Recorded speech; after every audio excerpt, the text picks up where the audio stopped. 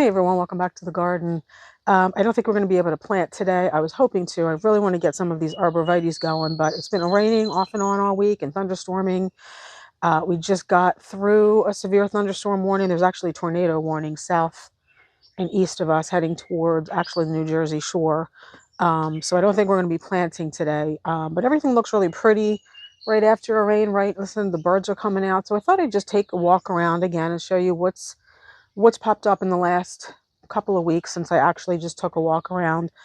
But I'd also thought, since I think that would be a pretty short video, I thought I would give you guys an update on, I don't know if you can see them from here, both types of the American pillars that we planted. So on our west side, we planted the Thea Thin Man late in 2023, or was it 2024? No, I think it was late 2023. And then we planted the American Pillar, just the regular ones, in spring of 2023. So both of them have been in the ground now. The American Pillars for 2 years, the Thea Thin Man for just over a year. So I thought I would give you an update on those because a couple of people have asked. So come garden with me today and let's see what kind of growth they've put on in the last couple of seasons.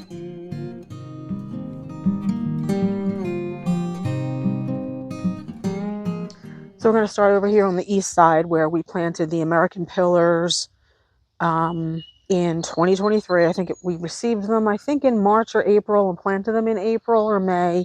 And I will show you, I can go back through my videos and find the video where we planted them so that you can see exactly how small they were when we got them and how much growth they've put on. So I'm going to turn you around and talk about that.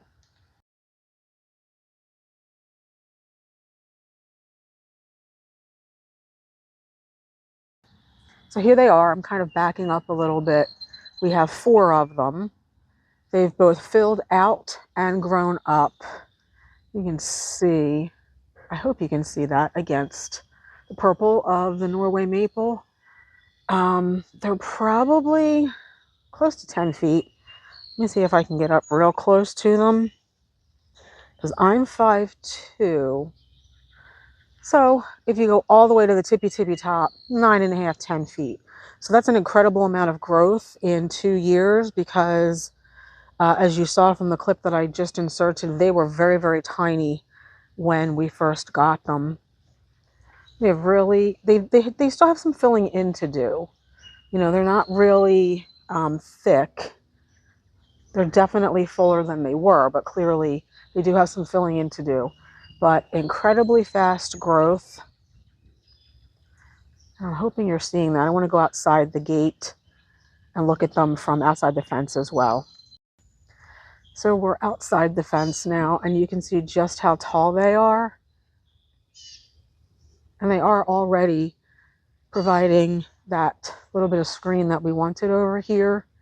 Now, I will say they're not as dense as the Forever Goldie. The Forever Goldie have been in the ground for, I don't know, a year or 2 longer at least. But, you know, they're a different kind of arborvitae. But these are starting to give us exactly what we wanted here.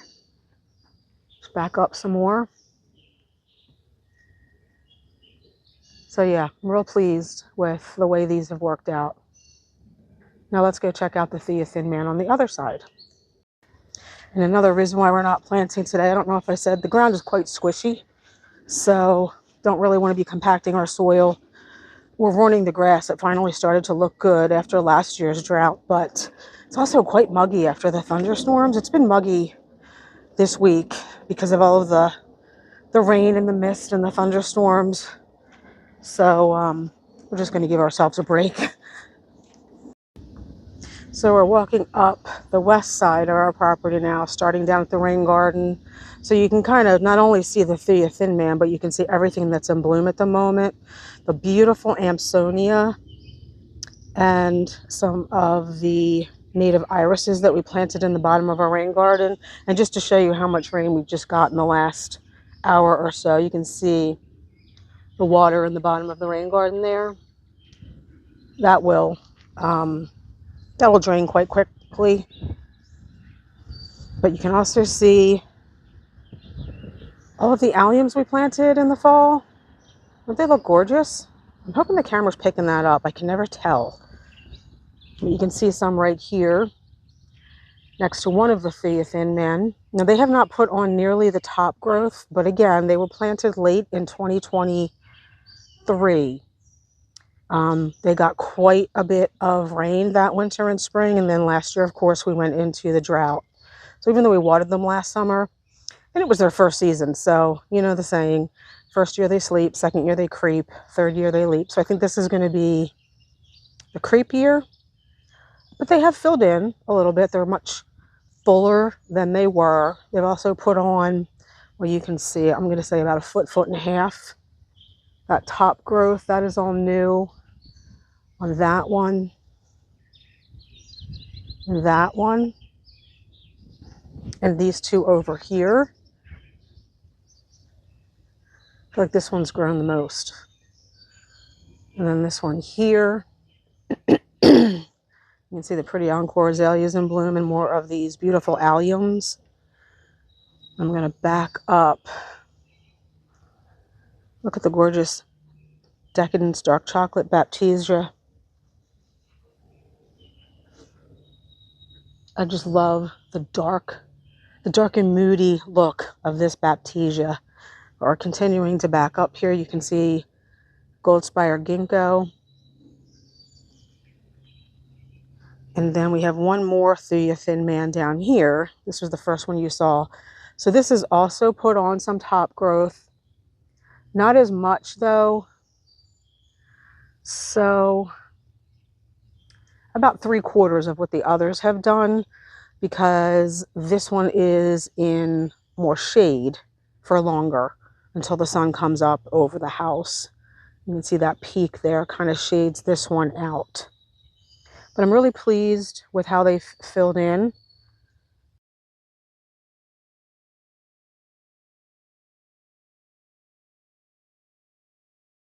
And I kind of was saying to myself last night as I was looking out the window at them, we have them at work. And actually the ones that we have at work this year are bigger. I did get these at the garden center where I work on sale in the fall of 2023. Now, I was not working there at the time, but these are definitely, these were smaller than the ones we have in this season. The ones we have in this season are already about this big and this full, whereas these were a little bit smaller. And I kind of was saying, should I have window paned these? And I remembered we have the Pennisetum down here. But if I felt like taking that smaller Pennisetum out, I could put another Thin Man there. I guess I could do one here if I felt like taking out this strongbox, but I don't. I kind of like the strongbox here. Now we could not fit another one here. Well, we could probably fit one between the little Quickfire, this little Quickfire hydrangea, and this Baptisia. But I feel like in time it would be too tight in there, even though the little Quickfire and the Baptisia are deciduous, which would give the Thin Man room in the winter. You know, I don't want two things to get too on top of each other. Then you get lack of airflow and you get all kinds of diseases and pests. I don't want that to happen. Now these are supposed to also be 3 to 5 feet wide, just like the American Pillar inside our fence. So, you know, we spaced them so that if they do get 5 feet wide, they'll just touch at the base. But again, because of what I'm trying to screen, I'm kind of second guessing myself. I mean, I wanted a full bed here with lots of beautiful plants, and we did have some plants we needed to transplant into this bed, which is why it's already so full. But I feel like I'm never going to get the infrastructure, which is behind me and up against my neighbor's house. I'm never going to get that fully screened. I mean, we'll see. Obviously, they still have a long way to go to get to their 12 to 15 feet tall and 3 to 5 feet wide. But yeah, I think we'll be fine. So walking up the path here, our castle keep hollies have put on an incredible amount of growth. All that light green you see is new growth. Really loving these hollies. And these Firelight Tidbit, wow. Can you say explode? You can see, I think you can see, before I show you the catmint, the lights on our weeping blue spruce are on because that's how dark it got with the thunderstorm that just came through. I don't know if that's showing up on camera. Yeah, you can see the lights are on. And anyway, let's back up again. So yeah, you can see the beautiful cat's pajamas catmint. And I'm going to turn you slowly over here because we have another kind of Amsonia here that is a little bit later to bloom than the blue star Amsonia in the rain garden. This one is not yet fully leafed or fully bloomed.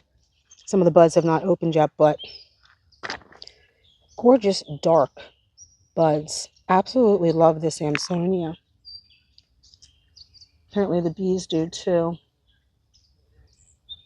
And this little summer sweet is finally starting to come back. All of our summer sweet, I pruned it a little bit, but I feel like it could be pruned more. But you do see that's all new growth in there. But I feel like even the ones at work, very, very, very slow to come back because of the drought. And the same thing with our button bushes. Now this one looks okay, but we pruned a lot off of it. And you see how leggy and bare that one is. They did not like the drought last year at all. And I don't blame them, the poor things. Obviously button bushes are meant to grow, as well as summer sweet, in consistent moisture. We just couldn't keep it consistently moist last summer.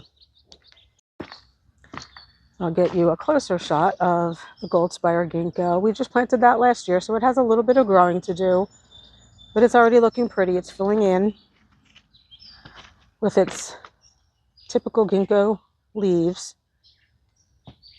And you can see some more beautiful alliums.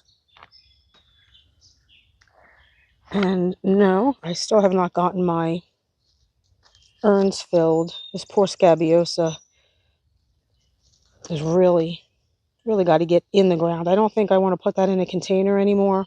It's pretty though. It started to bloom again. The pinky pollen ring hydrangeas are, there goes our sump pump, all budded up. Really excited to see these bloom this year.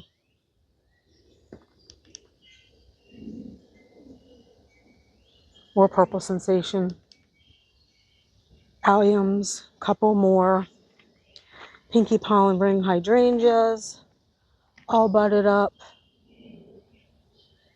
And then I'll look at the Rose of Sharon hedge. Turn over to here because there's more purple sensation allium. And the Salvia nemorosa is blooming. And that all looks so pretty with the coral reblooming azalea.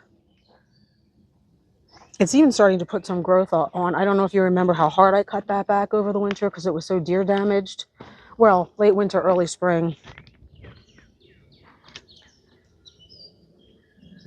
And our oh so easy hot paprika roses that we planted, oh my gosh, I don't know, recently.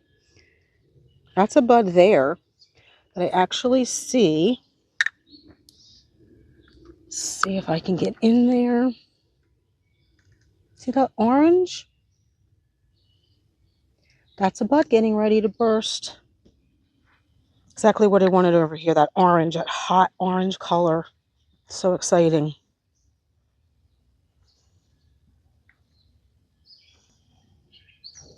And I'm happy to say that our Ilex crenata skybox are filling in a little bit. I do see a lot of new growth. I don't think they're ever going to be as full as they were touted to be. I don't think early on, before they, left the nursery, they were pruned correctly in order for them to be full. But I'll keep cutting on them, hoping for them to fill out a little bit. And our bush clematis back here, of course, always laying on the ground. I just ordered some supports for those. So hopefully we can get those standing up straight. You can still see how bare that is in the middle. But all that bright green, that's all new foliage. And they bloomed incredibly beautifully this year again. Just got to keep treating them with that Bare 3-in-1. But I do see something funky. Not sure what that is. Some kind of leaf gall. So yeah, we're going to have to get out here with the Bio Advanced again and treat real soon. And then here's some more of the Salvia nemorosa. Very similar to Caradonna. Don't remember what the variety is though. Our little Anna's Magic Ball in there for a pop of chartreuse color. And then here's the other squeeze box. With all of the rain we've had recently, everything is just looking really lush. The Rose of Sharon hedge here. So my husband did cut them back by about 3 feet late last summer because they had gotten really, really floppy. Rose of Sharon need a lot of water too. Clearly we're not getting it in a drought. But this is a nice height right here. So it's not the 10 to 16 feet that they're supposed to be. They're only right now, I'm guessing around 7. But you can see that one already has some growth going on. And, you know, they're tall enough and thick enough to provide the screening here that we wanted. You can see the 3 new gem boxwoods we just planted. They're looking fine, bright and green. Some more standing water there from the rain. And then, of course, we have some water in our dry creek bed. But that's what it's designed to do. We always get water here. The little low scape mound chokeberry really, really filled out this year. I rescued this from the clearance rack at work, and it looks great.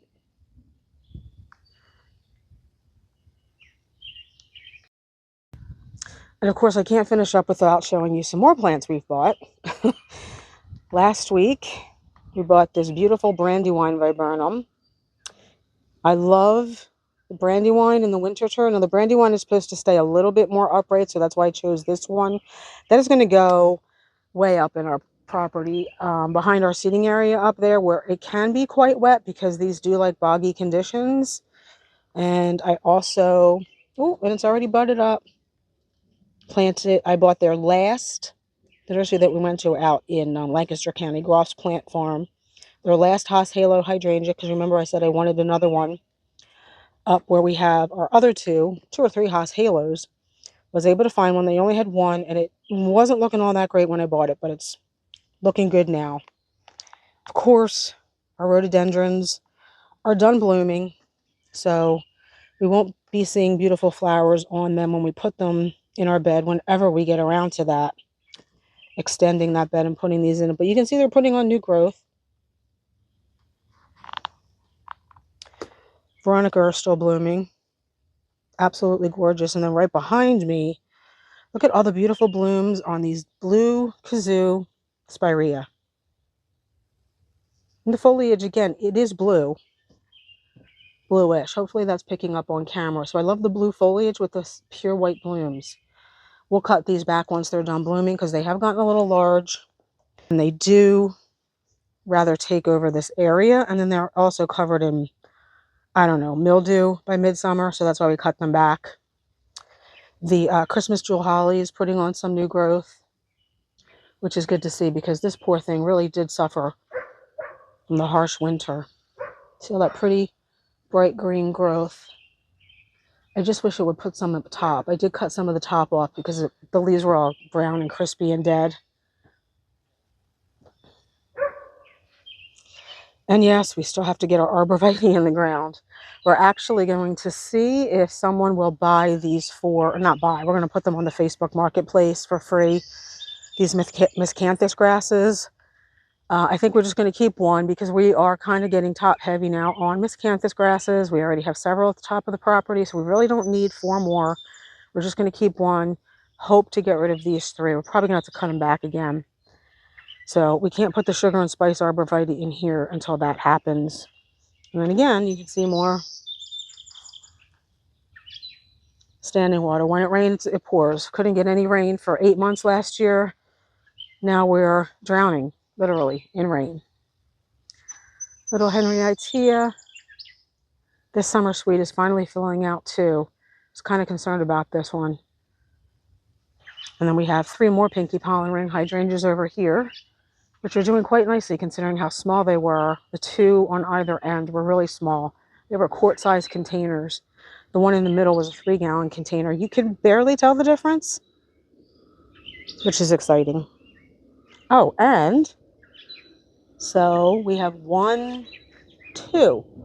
The summerific perfect storm hibiscus have started to grow. So let's see, what else can I show you? The creeping Veronica. Gorgeous blue blooms against the chartreuse of the lemon squeeze pennisetum. My favorite color combination is blue or purple against the chartreuse. This one, for some reason, always blooms more heavily. They look so pretty together. These lime Ricky hydrangeas are filled in nicely and they're all budded up. I actually just used these in a design I just did at work, and you can see the gorgeous rhododendrons blooming. They're in full bloom now. Gorgeous wall of purple. Anyway, so we have 3 or 4 lime Ricky hydrangeas left at work. They're not easy to get a hold of anymore. We've had 3 of them sitting around the nursery, I think for at least a couple of years. So I just used them in a design. Hopefully the person likes them. Hopefully you can see that. Planted a dahlia tuber from the basement in the ground here, and it is starting to come up. And the ones I planted in the container over here, there are 3 of them, but I only see growth on 2. But that's okay. We'll be able to use these in containers. They pushed right up through the soil. There's another one over here somewhere I'm not seeing. So it'll be interesting to see what color these 2 are. I thought we only had 3, but obviously it turns out we had 4. So we'll see what those turn out to be. And we've definitely got to get rid of this old allium foliage. It looks horrible. Let's take a look at the gorgeous rhododendrons from down here. Hopefully you can see them. The sun is in my eyes, so I have no idea what I'm filming. Just really pretty. And then I think I'll just end with a look at the Coral Knockout Rose Standard, which is blooming and full of buds. Our roses took quite a beating in the heavy rain, because look at our poor knockout rose. It's full of buds and blooms. Absolutely gorgeous. But I guess we're going to have to tie it up again, so I'm kind of glad we did not remove those stakes. And again here, the beautiful wee white hydrangeas are looking so much better this season, so strong, as well as the catmint. And oh, look, foxglove, apricot beauty foxglove is getting ready to bloom. And so is the Queen of Sweden. It's full of buds, the Queen of Sweden rose. A couple of them here are getting close to opening. The new one, still not doing anything. I called David Austin this morning and they said, try just snipping some of the tips off. Maybe that will force it to flush new growth. We'll see. I expected to see some green in there, but I didn't, meaning green inside the stems. They said give it a couple more weeks. So if it doesn't do anything, I'll call them. Problem is, let me turn you around. The problem is that David Austin sells out of roses so quickly in the season that I won't be able to get another one now until next year this time. I don't know if I want to wait again that long, because we've already waited a year. We had one die here last year. So I might just replace it with something else. We have the Alnick rose at work, which is also a David Austin, kind of similar to Queen of Sweden, in that it's 4.5 to 5 feet tall and 3 feet wide, but Queen of Sweden is more upright, whereas the Alnick is a little bit more shrubby, bushy. So I don't know if I want 2 different shaped roses here, even though they'd be close in bloom color. We also have an absolutely gorgeous rose at work called Rosa True Passion. It is, it's really hard to describe. I'll try to get a picture of it for you and put it on the screen.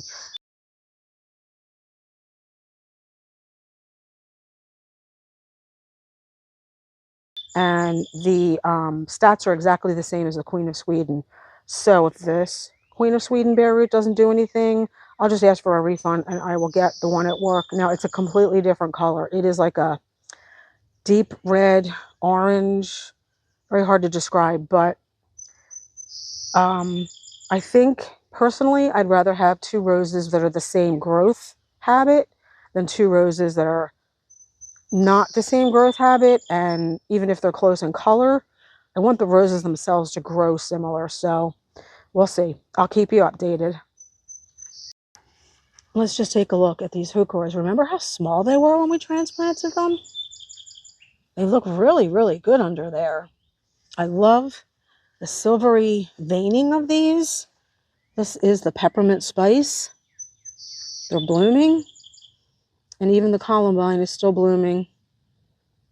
So I'm real happy that these heuchera are transplanted well, because they looked horrible when we transplanted them.